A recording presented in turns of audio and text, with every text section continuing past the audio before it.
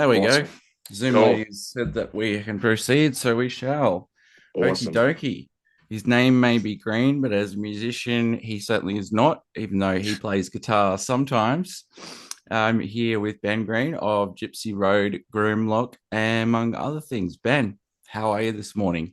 Good. Thanks, Brady. How you going? Yeah, not too bad, not too bad. So I hear you're in northern Sydney at the moment, Yeah. visiting family, are you? Yeah, that's right. All my family's kind of up in Sydney, so I usually kind of bounce to and from Melbourne and Sydney, which is great. Utopia Records is here, so that's a big plus. Yeah. Yeah, you mentioned that before on Facebook. So did you get anything? What's your haul? So I decided I'd go after the interview, and I'll go there and have a chat Oh, to yeah. Dave, drop off some Grimlock cards, of course. Very nice. Very nice. Very good marketing right there. Bit of a flash. You got Our to. podcast listeners won't have seen that, but I will have links because Awesome. man of my word. So speaking of, so Grimlock. So you've got a couple of projects in the works at the moment. So playing bass for Gypsy Road. And when did you join Grimlock? Is that a new venture for you? Well, they're both recently new for yourself, aren't they? Yeah. So Gypsy Road has been going for I think like 7 years. My best mate Alex, I've known him since I was 14. We used to play Nirvana and Pearl Jam in the garage together in year Yeah. eight. And he started up Gypsy Road, God, in like 2017 or something. He's done some Mm. really cool stuff with it. And I joined them last August or something. I Mm. got back into music after a big hiatus and Yeah. played with them. And Grimlock was actually something that's like brand new. So Mm. we all met up in around April, and because I really just wanted to play metal. I do love Gypsy Yeah. Road, and I love playing bass with my mates. But I'm a metal head, and Mm. so yeah, we had kind of met up. A friend of mine and the rhythm guitarist Zach Robertson, super cool dude. He actually posted an ad. He was looking for band members, and a few of Oh, us yeah. responded. We all met, and yeah, we kind of had a jam from there, and we were writing ever since. We have a new drummer from we joined about a month ago. He's an absolute weapon. He played our Hell yeah. first gig with us on Sunday at the Toad upstairs. Yeah, nice. How did that gig go? So you played with was Dysfunction Junction and Orphix? Yeah, yeah, Dysfunction Junction. They were cool. They're like a fun kind of punk thrashy band. And Nice. it's a funny story how we actually got that gig. So originally it was supposed to be a Gypsy Road gig. So, we Right. hadn't played a gig in months, and we were like, oh, we'll hop on Dysfunction Junction's bill because Alex from Gypsy, he works with one of the dudes from Dysfunction Junction. And then it turns out Alex and our drummer from Gypsy Road, they both had a hardcore festival on that day. I'm not sure what it was. It was a Runs 170 Russell. Yeah. It was like a hardcore festival, and they were like, we have to pull out. And then I was like, oh, that sucks. I was keen to play a gig. And Alex says, hey, is Grimlock ready? And then I was like, oh, whoa, hell yeah. This is like rip the band-aid off. We really needed our Yeah, first hell gig. yeah. Yeah, it was awesome, man. How did you guys find that with because I watched your set and you wouldn't have told you wouldn't have thought that this is a band that's only not only just come together but also just pulled a gig at the last moment. Like you guys played like you were on lock together. So it seems like you guys are gelling as a band so far. Yeah, man. I was really trying to avoid making a pun when you said we're on lock there. I was going to say we're on Grimlock there. On Grimlock. I was um, gonna do a me Grimlock, but I thought, you know what? It sounds like Yoda anyway. So yeah. without the pitch shifter, I just sound like Yoda. Yoda's a good result, but yeah. It was fantastic, man. It was, playing live in general was just so much fun, and Yeah. yeah, it was really awesome. We were and I thank you as well. We were quite locked in, and we practiced quite a bit, and we've kind of through recording demos of the songs, you play them quite a lot, and we've tabbed them out and stuff. So I feel like Mm. we really just know our music inside and out, which is always good. And we were just super super keen to play, and I'm so happy. It turned out a lot better than I thought it would. Honestly, I thought it would be a bit sloppy, but I was pretty happy with it. Yeah, no, it's sounding tight, and it's got a. Yeah, what I noticed, which I really like, because like I'm a big core guy. Obviously, I'm always wearing death metal shirts. I love my death Yeah, metal. I love extreme metal, that sort of stuff. also got a soft spot for stuff like Gypsy Road. I'm man. I don't feel like I need to revoke my man card to admit that. That's all Um, right. Yeah. but yeah, I noticed Grimlock has like quite a blackened influence too, which I thought was really cool. Like real blackened sort of riffage, Oh which I yeah. was, yeah, very nice. I'm always a big fan of that stuff in my core. Was that sort of an influence that was kind of agreed upon? Like did that sort of just naturally come through with you guys jamming? Was this more sort of predetermined? Like how did the sound for Grimlock kind of pan out? Well, I am a huge black metal fan as well. I'm really happy you've kind of picked up on that. So me and the vocalist are like our vocalist Cam, amazing guy. He's a massive black metal fan. Like he listens Mm, to mainly black metal, and I'm a big black metal fan as well. Um, and so we've all come from quite different musical backgrounds, which is really mm, cool. mm. Um, and yeah, we've kind of it just happens. And when I tend to write riffs, like I don't know if it's the tremolo or like I do tend to. We haven't used any in Grimlock, but I really do love those just black metal minor bar chords and stuff like Yep. that. Yep. Um, Just those 16th note runs where you're just yeah, holding down the man. barcode. Yep. For Yeah, that they're evil, rad. evil sound. Yep. It's Yep. interesting you said that as well, because someone as well on the set they commented, "Oh, there's a bit of a blackened influence," and I just thought like, excellent, you know. Excellent. Yes. Mission accomplished. And it's Yeah, also like you're instantly my mate. You say yeah. black and influenced. We're definitely going to be chatting over a pint over bands in a second. Oh, 100%. And yeah, even like you mentioned before, with the kind of more Midwest emo post-hardcore vibe that Gypsy Road has, Mm, that stuff's absolutely rad as well. Because I'm a big yeah. fan of got a big emo side to me as well. Like I love Mm, post-hardcore and a bit of yeah. even like like math rock and stuff. There's a great band Mm, called TTNG. This Town Needs Guns. They're from England. yeah. I've They're heard of them. Good yeah, band. Yeah. awesome band, man. And Alex is super influenced by that style of stuff. Alex loves his Midwest emo. He listens to a lot of Algernon Cadwallader, and obviously American football. We're Yep. both big American football fans. Yep. And that stuff is heavily influenced with the gypsy stuff. You'll hear here and there. There's a nice little twiddly Midwest emo riff, and a lot of the tunings Alex loves. I think a lot of letters to a state from letters to a friend from interstate. Sorry, I think a lot of that is in FACGCE, Oh which my is god. yeah, Yeah. yeah, Typical post-hardcore. It's just like play, let's play a game of changing tunings. Yeah. and breaking strings. Yeah. Because FA is that so that's what E standard tuned up. Yeah, so I think it's supposed like in theory terms, it's like an open F major nine or something like that. Yeah. Um, So it's your top string would be tuned up a full step to F, and then the third string would be Down. down from yeah Yeah. C. And yeah, it's very pretty sounding. Like and we Yeah. use like a lot of dad fat as well, like open D and Mm. um, which that stuff's really cool. And Gypsy does have a new EP in the works, which we're really excited about. Mm. Awesome. What's Yeah. the you got a title? Not as of yet, but there are kind of a few songs we're thinking of doing Yeah. some recording in the new Cool. year and getting a new EP out. Always Yeah. good. Great. Great. So with the Gypsy Road, you guys played a show back in June. Yeah. I think yeah, it's been a while. Alex he had a bit of an accident, and so we weren't able to play shows for a bit. He got some really bad burns. Oh Um, damn. yeah, and yeah, I think oh god, we played a show at Moondog in Footscray. Mm. That was our last show around July, but we didn't. It was kind of for like a uni event thing of a friend, Mm. so we didn't really advertise it too much.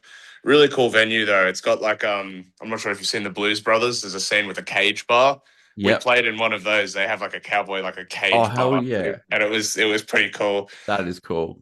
Yeah, and before that, I believe, yeah, it was we headlined a show at Bad Decisions and we played alongside the Lazy Susans and Foley, which are Mm. awesome. Mm. Big fan of the Lazy Susans. I really like them. It was an honor to have them open up for us. I've seen that name around a bit. Admittedly, I haven't heard them much, but I have seen that name kicking around quite a bit. Lazy Yeah. Susans. That's very familiar to me. which I Yeah, guess cool. dovetails. I know we're ping ponging around different places with the interview, but hey, why not? Yeah. Playing a bit fast and loose. But I guess that leads into a question for me that I had around. So for me, I don't know if this is a bit of a take. It's probably a lukewarm one at best. But there's a lot of what's going around, which I've kind of soft termed DAL core, Destroy All Lines core. A lot of the Melbourne and Australian scene to me as like a staunch like hardcore kid and lover of post hardcore and emo and stuff. I get the sense that a lot of Australian metalcore and hardcore it sits in that the bands that you're seeing, DAL and others bring out good things, that sort of thing. It's still very much that unify, well produced, bright. Um, Sounds like it's Yeah. very, influenced by Nolly Get Good from Periphery, that big and Oh yeah. metalcore turnstile sort of style. Whereas I find that I've found when and where I've found good post hardcore in Melbourne, typically it's been at places like a Diploid show who are more like noise, grind, that sort of thing. Or just by chance, like Under the Almonds, who put on like a lot of backyard shows and stuff. I remember I found out about Jill Gil Cerrone, who incredible band. I think people need to go see those guys live because just talking about hardcore and like the passion they play. But I guess that dovetails into a question for me because as a metalhead and someone not originally from Victoria, when I was living in Melbourne up until 2022 from 2017, I found it pretty hard to find and source post hardcore bands and emo bands Yeah. in Oh yeah. Melbourne. Is that a byproduct of me just being more overall a bit of a sludge fiend, a grindhead, and just not having my head in that scene? Or is there actually a bit of a not issue with visibility, or what's the actual reality for I guess post hardcore and emo bands in Melbourne? Um, Long spiel there for a question, no, but that's cool, man. my hunch is the things that kind of tend to get visibility on socials and events invites really tends to lean more towards either your local hardcore or that more anthemic metalcore. Whereas my take is I feel like it feels like a lot of post-hardcore and emo stuff in the Melbourne scene is sort of it's more in drips and drabs here and there. Is that kind of accurate or what's your I take? would say that's extremely accurate because as like post hardcore and emo stuff is it's quite like unrepresented, I would say. Like it's Yeah. quite like you were saying, it's a lot easier to find a hardcore band or like, like a punk band than it is to find a post hardcore or emo band. And there are Mm. there's a band I saw recently, they're like a screams band, All That's Left of You. They're really cool. Yeah. And I think they mainly I see them, they do a lot of like house party gigs and stuff like Mm. that. But I saw them open up for Your Arms Are My Cocoon at the Tote. And Mm. me and Alex, I was there with Alex from Gypsy, and we just thought, oh man, like I wish this scene was bigger because you're absolutely correct. It is a bit more low key and it feels a bit underrepresented. Mm. And yeah, that's I'm not actually sure why that is. I think a lot of them, like you said, a lot of them do play those like backyard shows and Yeah. house parties and stuff. But it would be nice to see a kind of a more vibrant emo scene. I guess I don't know, Yeah. emo stay inside and shit. I don't know. I've just always wondered what's behind it, and I've like my theory crafting on it is basically my hunch is that it's kind of it makes me feel a little bit old as a mid 30s guy, thinking is this just not what the kids are into?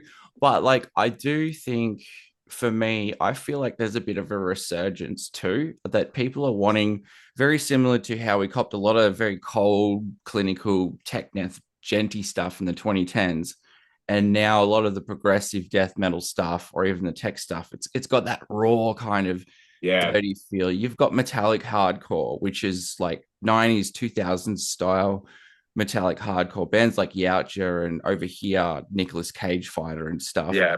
I feel like there's a bit of an appetite growing again, and but I'm not entirely sure if from your guys' point of view, whether that's also been reflected in maybe more people coming to these shows or a bit more buzz. Do you feel like it's Do you feel like that kind of musical scene is growing a bit, albeit slowly, or I think that's a really good way to put it, Brady. To be honest, mm, I reckon, like you said, they're growing, but like slowly, because there are little kind of resurgences here and there, even with gypsies. Like we'll see people we haven't really seen at shows come and stuff like that, which is mm, awesome. It's always good to kind of see a scene grow. But I think slowly but surely, I reckon there'll be more and more post-hardcore bands kind of coming out of the works. yeah, absolutely. And I'm all for it. I'm all Yeah, for it. same, man.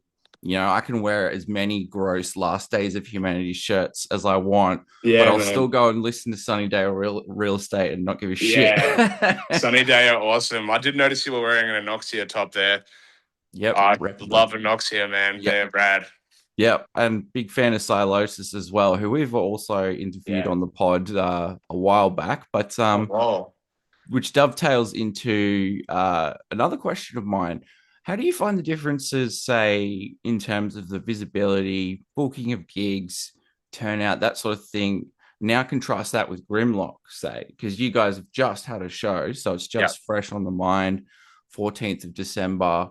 Um, what's your experience with playing and booking so far? Things for Grimlock, like, do you find because the metal scene here is pretty entrenched, that's a bit easier, or is it actually similar to your experience with Gypsy Road? Like, how does it compare? I guess.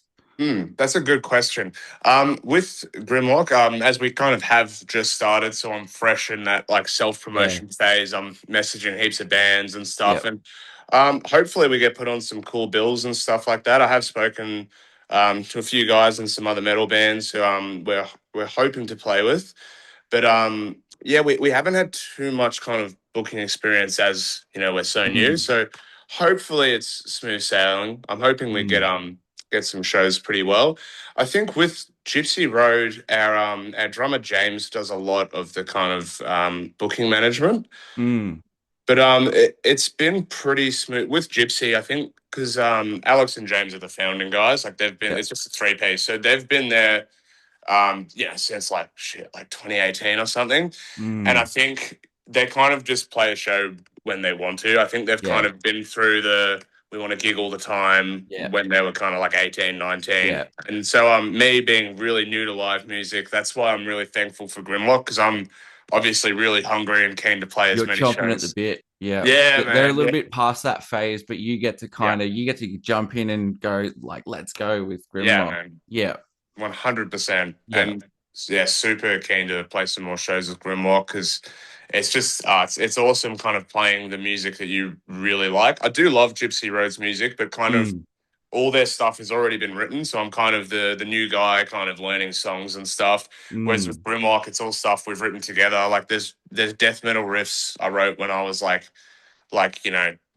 long time ago. Can't Yeah. pinpoint the exact age, and then they're coming to life in Grimlock, and that's just like I can't describe it. It's an Oh, awesome feeling. must feel good. Must feel good if it's like unearthing lost arcana, and Yeah, then seeing yeah, that man. on stage. Yeah. In terms of your experiences, so are you playing bass in Grimlock as well, or With Grimlock, I'm playing lead guitar, so I get to lead guitar? do That's right. Yeah. a bit Mm, more of what I like as well. I get to yeah. do some shreddy solos with like sweeping and Yeah. all that masturbatory guitar playing. Hell yeah.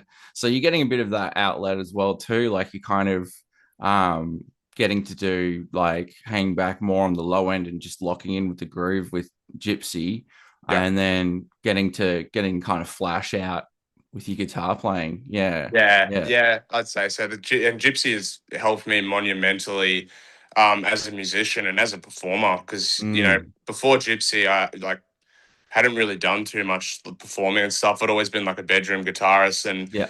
getting in that band setting, even though like I wasn't playing my preferred instrument and the music isn't super technical with Gypsy, it Mm, helped me, like you said, lock in with the groove and just catch on to things like timing.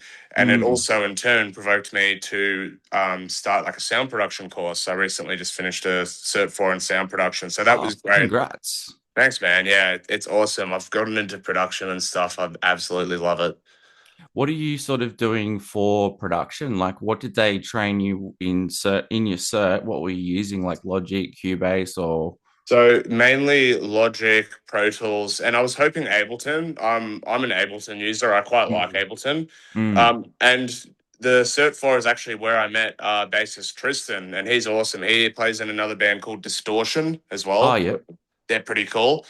And yeah, he's done. So the demos we have now, the boys are actually down in Melbourne today, re-recording drums and vocals for the demos we have at Pony Studios, which is exciting. Nice. The demos we have up on our link tree now, we they were pretty rushed recordings. You know, there were one takes we had in our rehearsal studio, Mm. and Tristan sample matched the drums, and Tristan did all like the mixing and mastering on those demos. And man, I'd say he did a really good job. Tristan's quite When I met him in the Cert IV, I was like, shit, you are overqualified to be doing the Cert IV. He's very Damn, man. very good You with know that some stuff. drummers that are really bucking the trends and the stereotypes of drummers, like managing, doing the audio production, you know. Oh, Tristan. Yeah, Tristan is the bassist. Sorry. Oh, basis. Well, Yeah. even the rhythm section in general, because usually the joke is here's a dad joke for everyone on the pod. How do you know a drummer slash bassist is? How do you know the stage is level? The drummer slash bassist are drawing out of both sides of their mouth. It's interesting because they're the ones who do most of the counting and like the Yeah. technical stuff. They're like the Yep. unsung heroes. Our Mm. drummer at the moment, our drummer Dom, he's amazing. He's a really killer drummer. He's got an Instagram. It's called drd.drums, and he does Yep. like drum covers of like Slipknot and Tool and stuff. Sweet. And yeah, he's really cool. He really helped us with that, like just staying tight. And when we first kind of heard his drum fills as well, it's like you could tell that's someone who has put endless hours into perfecting their Yeah. craft. And Yeah. it's really cool. I'm a big nerd for drums and stuff, and Yeah. kind of technical music in general, like tech death.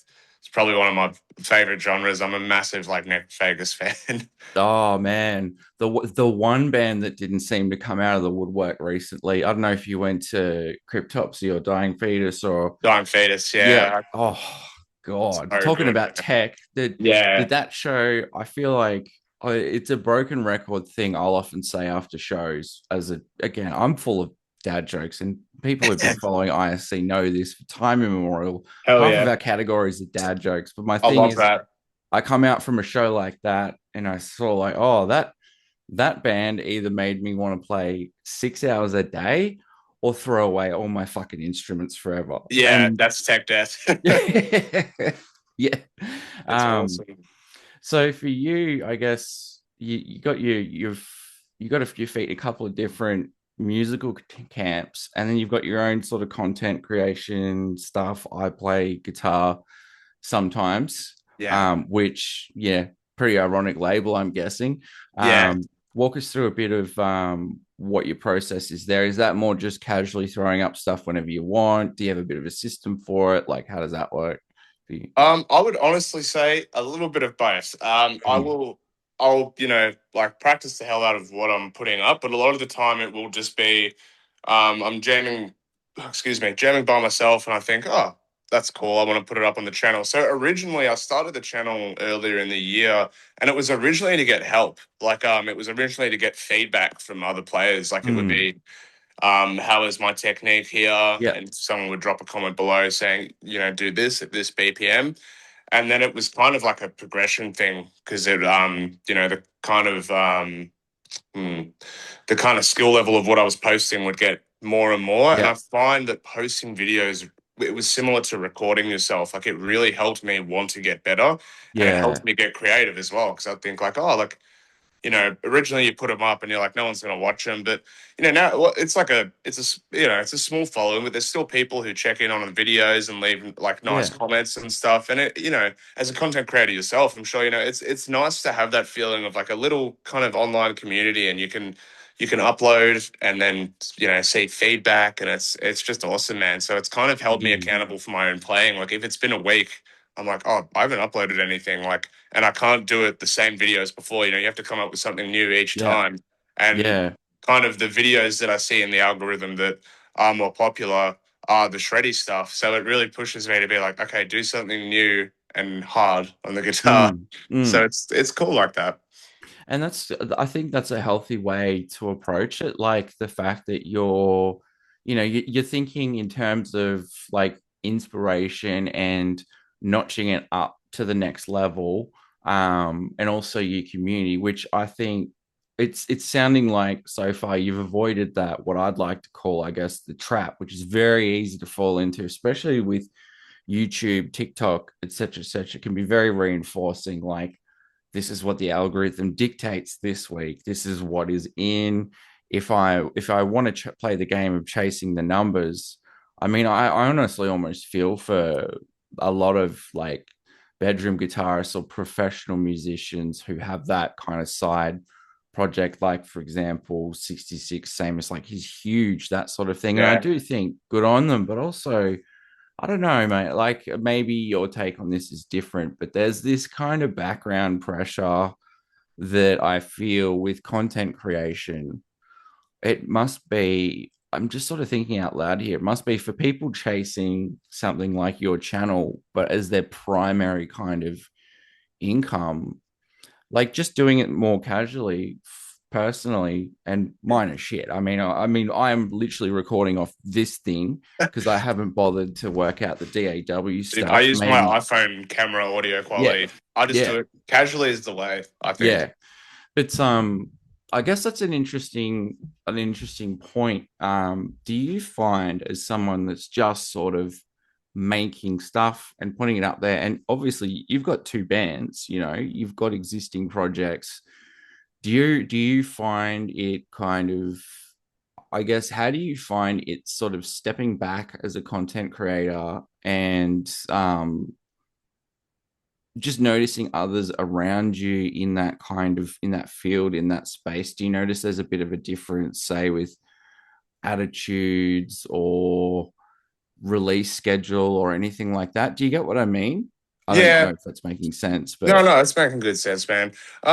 Yeah, I think because in terms of content creation, mine is like it's so casual. mm, It's literally just me propping up my iPhone and plugging in my amp, and then I just play. It's so mm, laid back in the sense of I like I don't even really think about it too much, yeah, so it's hard for yeah, me to answer. But yeah, I guess I get what you're saying. With it seems like I have met people who, if they do like guitar videos and stuff, or I've spoken to other people on like TikTok or YouTube who do videos as well, and you can tell that they really want to do it as like a main thing, and it feels like they yeah, are algorithm chasing a bit. And I think it would lead to a lot of disappointment, man. Like mm, I think there's a sense of like it's going to sound a bit silly, but like a sense of freedom with almost just like, okay, I've got the video there, and it gets a little bit of engagement. I'm happy. I'm happy with it. They don't get, mm, they don't get heaps of views, but they average okay, and it's something for me to keep on wanting to do. And I feel like that's the main thing, man, because mm, obviously music is something I put my all into, but just noodling around and playing stuff and putting it on YouTube is the really good hobby side of it. Like I think, oh, yeah, what am I going to upload? And it's a really cool side of it. And then I think with performing is it's much more serious because when you're performing, you don't really have 10 takes. You know what I mean? yeah, You want to crack it down, and mm, yeah, that's why especially with the Grimlock stuff, we all practiced a lot because it's not something I feel like metal in general, especially modern metal, but a lot of metal as a genre, the precision of this genre is so exaggerated. Like it's a very yeah, precise and yeah, technical thing. So there is a bit of pressure to, you know, if people screw up. I saw Lorna Shaw's sideshow and Adam. He's a killer guitarist. He makes a mistake or two, mm, and that's just a given. But it's about really minimalizing them and condensing those mistakes to a few. Whereas there's even you see some punk bands and they're like what you that, practiced for this? yeah, yeah, that's a feature, not a bug, mate. And like, hang on a minute, you guys were on time the whole time. Have you guys like all sober and had a good night's rest? Yeah, well, that's actually an interesting point. From the perspective of being a metal musician in Melbourne, do you think that perhaps that kind of background, not so much pressure, but that well, that onus on performing and trying to minimize mistakes is not just a byproduct of metal, but also the Melbourne scene, because we have so many bands that are just Uh, ridiculous. I mean, yeah, take Cryptopsy for example, like both Munt, who are meant to be, grind, black and sludge, and they're like note precise throughout. And then you've got yeah, writing, which is just like shout out to Joel and the boys, because that their stuff is just like on point, note precise, morbid angely, kind of disso yeah. death.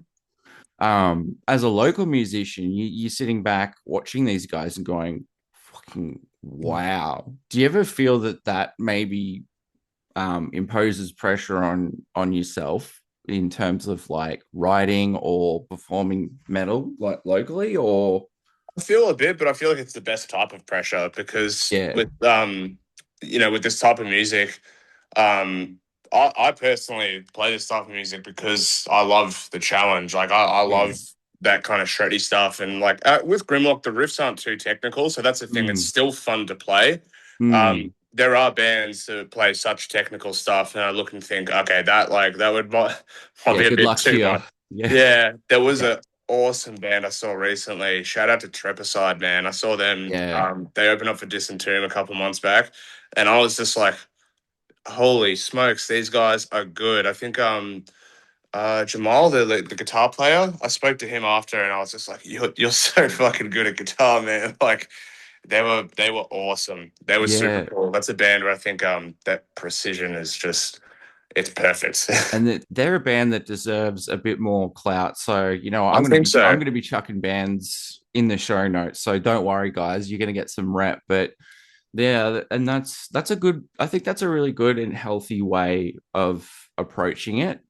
Do you think that approach is like generally shared with the Grimlock guys? Like that's kind of the culture. Like, look, this stuff is more inspiring to us rather than, because it can get, I guess it can be easy for local bands to start getting competitive or beating themselves up collectively too, especially new bands.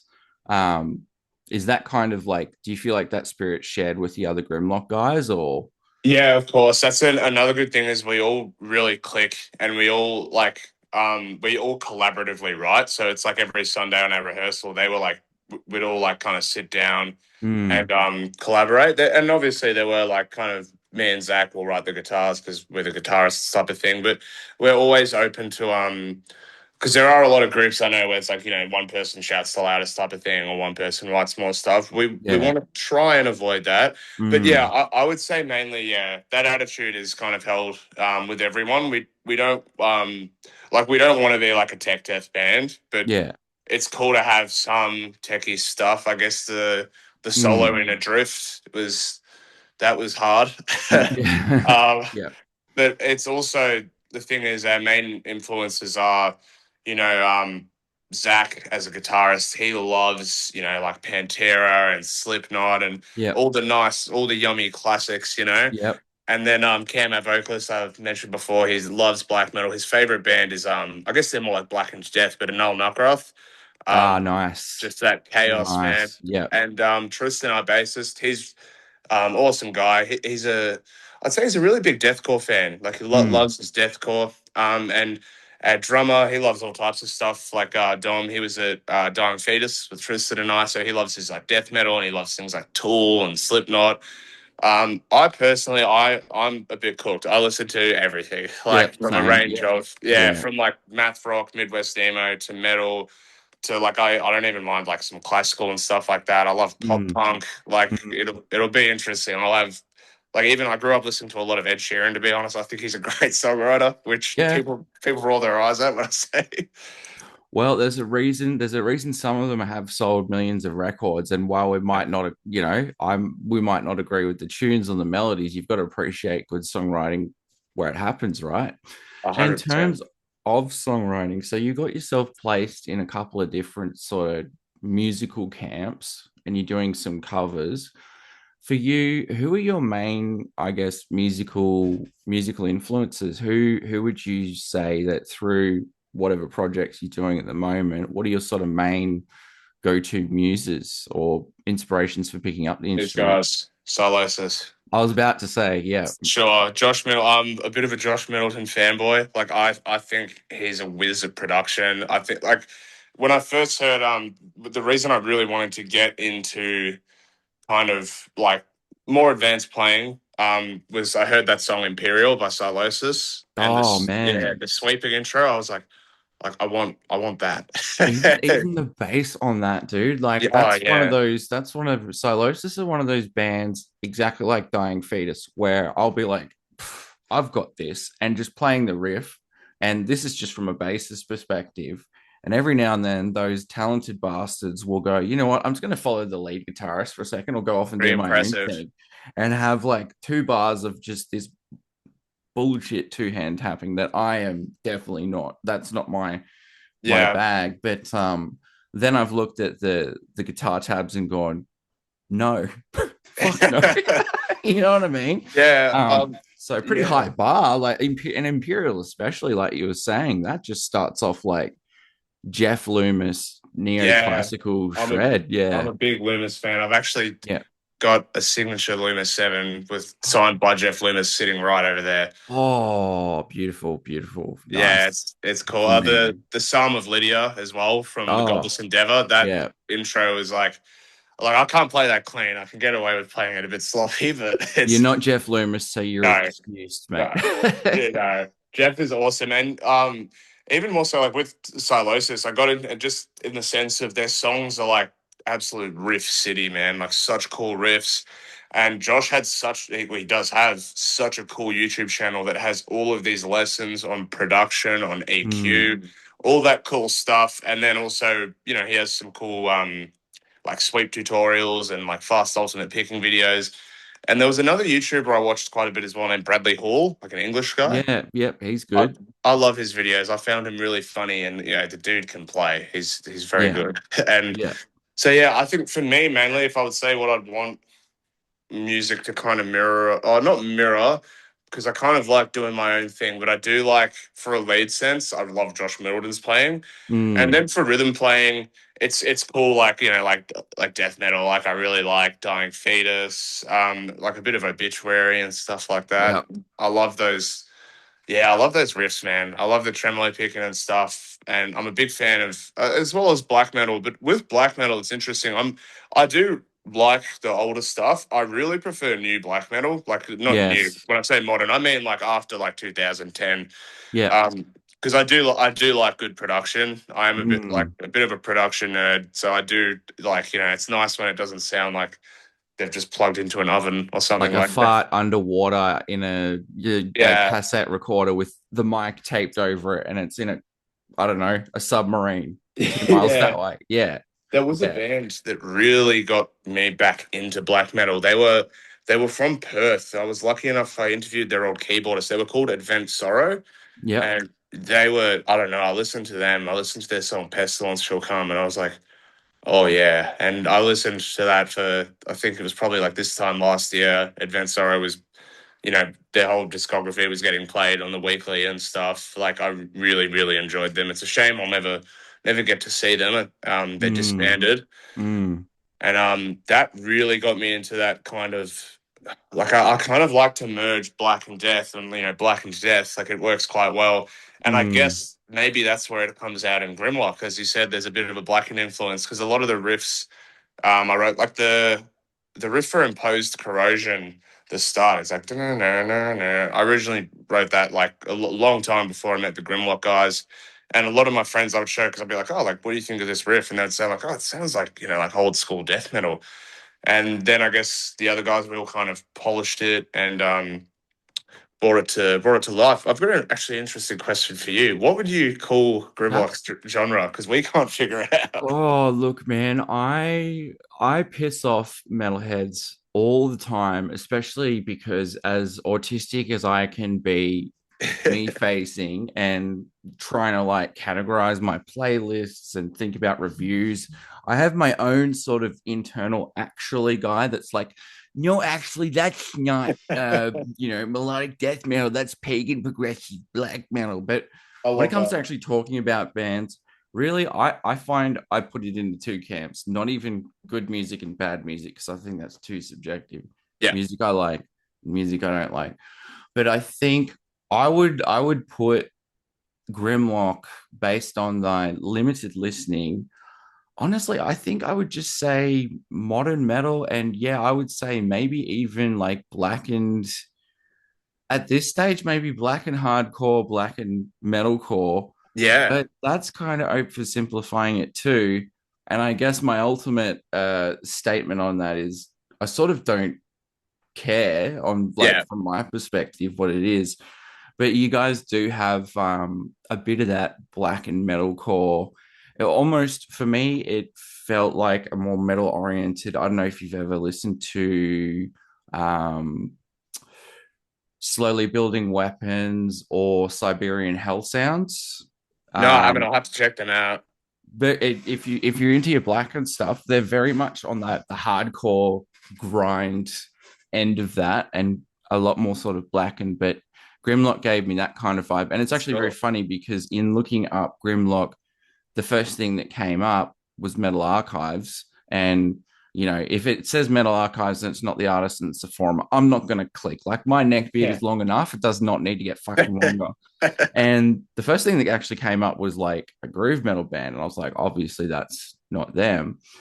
And having a listen to your sound, I would say, yeah, you guys have got a groove influence, but yeah, I think honestly, blackened metalcore, especially vocally, um, I know this is very tangential to give a two-word answer, Oh, but that's I all guess that right. speaks to a good point too. Like a lot of Yeah. local bands and stuff now these days, I find it's a lot harder to square what a lot of people are doing Yeah. into one because of the influence of the internet and because of the influence of bands all playing with each other. Like 15, 20 years ago, you're just like, oh, yeah, those guys, this local opener very clearly is like Pantera 2.0 or In Yeah. Flames 2.0. And what I'm noticing from bands like yourselves, Grimlock, and pretty much when I'm going to shows and I haven't seen a band, I stand back and it's like, yeah, I can't really put most modern metal bands Yeah. into kind of one clean genre.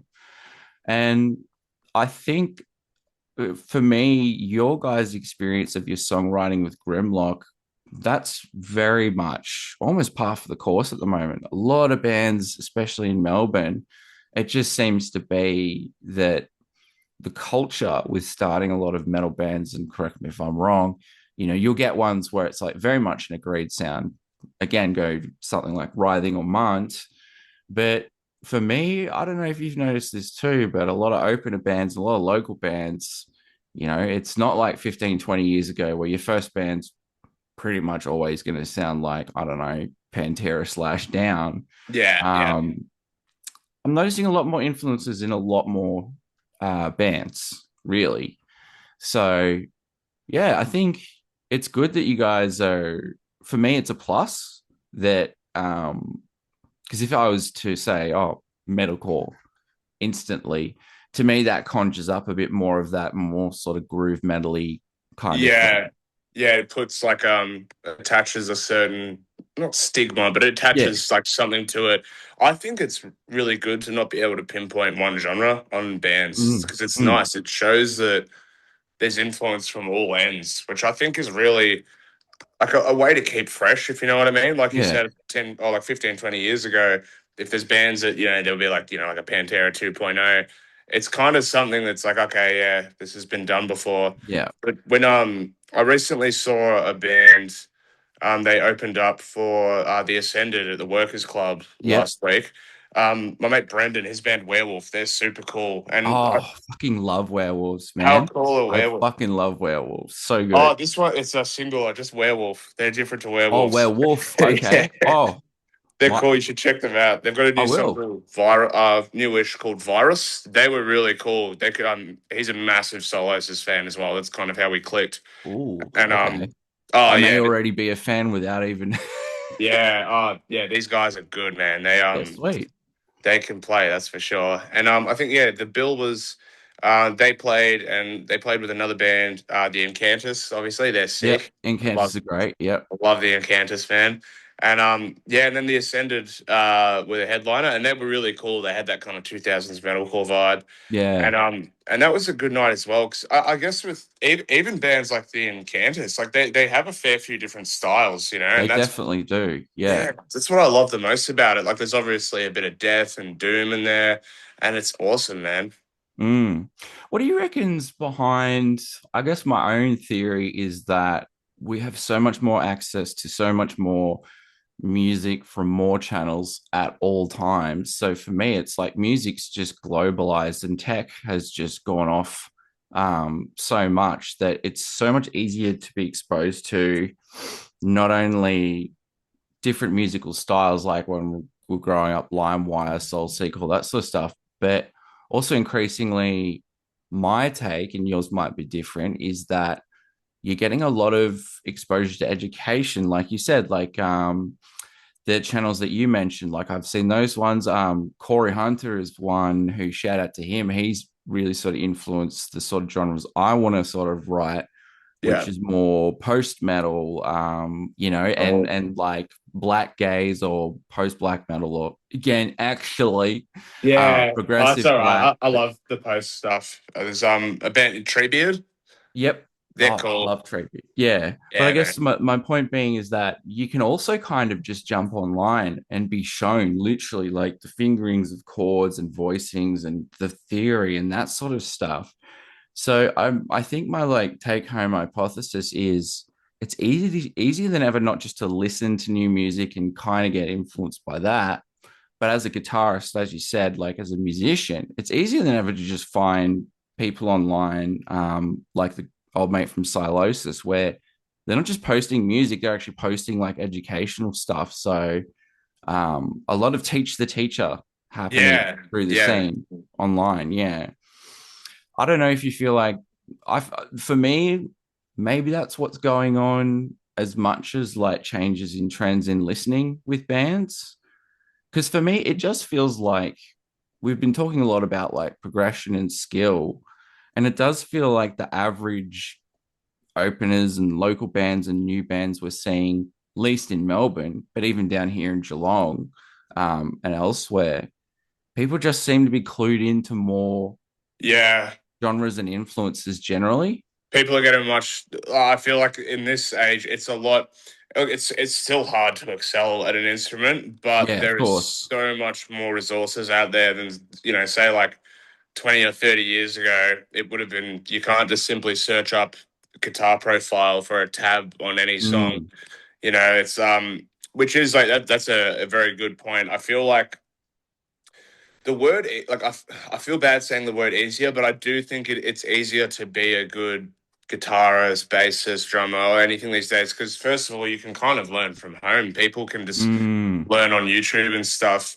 Like I myself, I teach guitar and stuff, so I hope people do still learn in person. yeah, But yeah, I think it's very true. Because you'll go up on Instagram and you'll see like some 10-year-old prodigy playing Arch Spire or something like yeah. And that. you're just like, oh, God damn it. But yeah, yeah, like, like yeah, all of this was for nothing. Nice. yeah, yeah. But yeah, it's interesting, and I feel like it's a good thing, and especially with production, it's getting a lot easier to produce music because even in the Mm, scope of like from the 2000s onwards, I think in the early 2000s, there still would have been people who would record with tape and stuff like that. I mm, think, and even with things like amp sims, like things like your helixes and your quad cortexes and fractals, even in the space of I don't know when they like 2017 or so, they have just grown so like much. the amp modeling technology is insane and people are coding, it's kind of self-evolving too, isn't it? Like it kind of reflects the grassroots. I feel like the production space, you're the one who's got the cert, not me, but just from my own point of view, I feel like the kind of the punk rock ethos of the software community has really extended to audio production to the point where people are putting out open source. If you can't afford $800 for Frederick Thorndale's whatever, Yeah, I don't know. I'm not throwing my man Fred Thorndale under the bus, It's just as likely someone's gone out and done an open source amp model of such and such as cap that you can, if someone's got an Axe FX or Reaper or whatever. Um, so I feel like access to VSTs for recording, which for let's like plugins, that sort of thing, modeling amps. But for me, I guess this is a question for you, from me as more of a naive person. Again, my covers mostly being done on phones because I find as someone with ADHD and autism, my brain is wanting to be the IT guy and nerd out and geek out and get into the details. And then I open a DAW and I feel like ADHD steps in and I just have this big freak out and go, no, too many Overwhelmed. buttons, too Yeah. many things. And I've sat there, man. I've sat there like I'm still sort of self-teaching a bit of tutorials about like Scarlett, my direct input, and that's the brand, it's not named. I guess I'll call her Scarlett. But Reaper, Audacity, that sort of thing. How was your experience kind of self-learning versus doing a cert? Did you find that that really helped? Because from my perspective, it's kind of like self-teaching music theory. Sure, you can, and you can pass these shit together, and some channels will really walk you through some of it. But especially with audio production, I find it's just such an overwhelming world of what you Yeah. could possibly do that it gets a bit overwhelming. Yeah, so that's I'm a neurodivergent person as well. So previously, before starting the course, I thought like I was similar to you. I wanted to get wrapped up in the tech and stuff. Yeah. I just I couldn't. I tried learning by myself. I've got some friends who are really good producers and stuff, and it was too much. So that's why I went and did the Cert IV because I needed that kind of, I guess, holistic style of like the teaching and support and stuff like that. Mm. Mm. And after that, it's taught me now what I need to go and research. So I'm not sure if I'll go on to do diploma because I want to Mm. work and stuff like that. And that yeah, I got to say that's quite relatable, man. So it's so Yeah. overwhelming when you think like, oh, I'm just gonna hop on. There's so much stuff online. There might be stuff online, but it doesn't stop that overwhelmingness that we naturally feel when you see all of this stuff. It's not a case of like, okay, just calm down and learn one bit at a time. It's overwhelming, man. Like it can be very Yeah. And intimidating. I think neurodivergent people are especially susceptible to the all or nothing, like looking at it from the big picture, Yeah. pattern recognition, and going, that just sounds like way too much. But I also think about it from the average neurotypical person's point of view. Not that here's another theory of me. I don't know how many people are in the metal scene, especially that are fully neurotypical. Because Yeah. who's normal brained enough to go, it sounds like a great time listening to a bunch of bald slash long haired dudes murder air and talk about death. Anyway, that's just not an armchair psychiatrist. But, Yeah. neurotypical, neurodivergent, whatever, I do feel like there's a lot of information just out there that's Yeah. sort of possible and free floating. So you mentioned with your audio production, you're looking to take it further. Like, are you looking to get kind of into the industry there, or what's your sort of plans there? Um, well, so with live sound, yeah, because I've done a bit of like sound engineering and kind of Mm. shadowed some really cool sound techs around here. I was lucky enough to a few months ago, a black metal band that I actually adore, Pestilential Shadows. Oh, They're I from fucking Sydney. love. I was going to mention them before. Yeah, Awesome. shout They're out they're Pestilential, rad. They're great so band. cool, man. I saw them up at Crowbar, and I got to shadow the sound engineer, so I got to like do some sound stuff, and that was really cool. So I could see myself kind of trying to reach out and freelancing as like a soundy, Yeah, yeah, because I enjoy that stuff. I enjoy the kind of stage setup and yeah. live music, kind of working on the fly and stuff like Mm, that. Um, for kind of studio stuff and production, I'd like to get a bit better with kind of doing my own stuff. yeah, But even it's kind of it can get a bit overwhelming. I can't really get lost into production as yeah. well as some others can. Like the bassist in Grimlock, Tristan, he's really good with that stuff. I can definitely see him kind of doing people's mixes and stuff like that professionally because he's very good. He's quite Awesome. good. Yeah. Um, yeah, so I guess that was a bit of a long answer. I apologize. I suppose in some aspects, so maybe not exactly in production, but in live sound, so in kind of that realm. But I suppose with studio production and stuff, I'm not sure if I would try and kind of crack into the industry. Mm. Okay, well, look, you've got a lot of interesting stuff coming up, man, and you've Yeah. got your fingers in a lot of pies. You sound way too similar to me in a good way. I think it's Yeah, a man. I think it's a bane and a blessing that we're always wanting to spin fire plates at once, but Yeah, man. I would be bored to death if I was personally just spinning one plate. Exactly. Um, but yeah, man, I just want to say, I think before we wrap things up, I like to sort of throw in, I always like to throw in that it's just such a cliched rock journalist style question, but Awesome. I think a lot of people that are listening, especially if a lot of our listeners are local or Australian or new to bands, and maybe they are at that sort of, maybe they're not even at the content creator sort of stage. Maybe they're just sitting there jamming stuff on Rocksmith or Yeah. Guitar Pro. Um, what advice would you have for, I guess, not just Melbourne, maybe Australian, just local musicians who they may be at that stage where they're wanting to say that this is a bit of a two-tiered question. Yeah. You mentioned long answers. My questions are going for longer than your answers, but That's all right. but I guess just to sort of wrap things up, like in terms of first of all, for people who would love to do something like uploading their playing, but are feeling a bit shy or self-conscious, and then for those who are looking to make maybe that leap from there into the band space, actually like getting out of the bedroom, um, what kind of advice would you have for those like prospective musicians who are sort of not, they might be better than they think, but they're sort of doubting themselves, that kind of thing? Yeah, what kind of words of advice would you have? Okay, so for the kind of first layer of that, if it's to do with content creation, you're really wanting to just as simple as what I do, like just film yourself playing guitar and put it up on the internet. Um, a big thing for me was like it's gonna sound like boring normal advice. Do everything you're doing, especially in terms of say like sweeps, or do it with a metronome. Try Mm, your best to make it as try and be proud of yourself as well. I don't shy away from kind of people self-deprecate too much. They'll be like, yeah. "Oh, like I suck, I suck."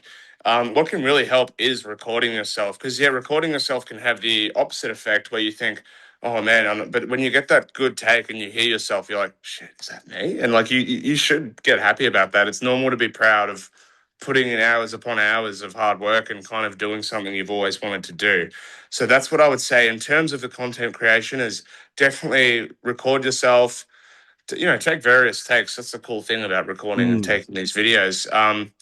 And never frustrate yourself with your practice.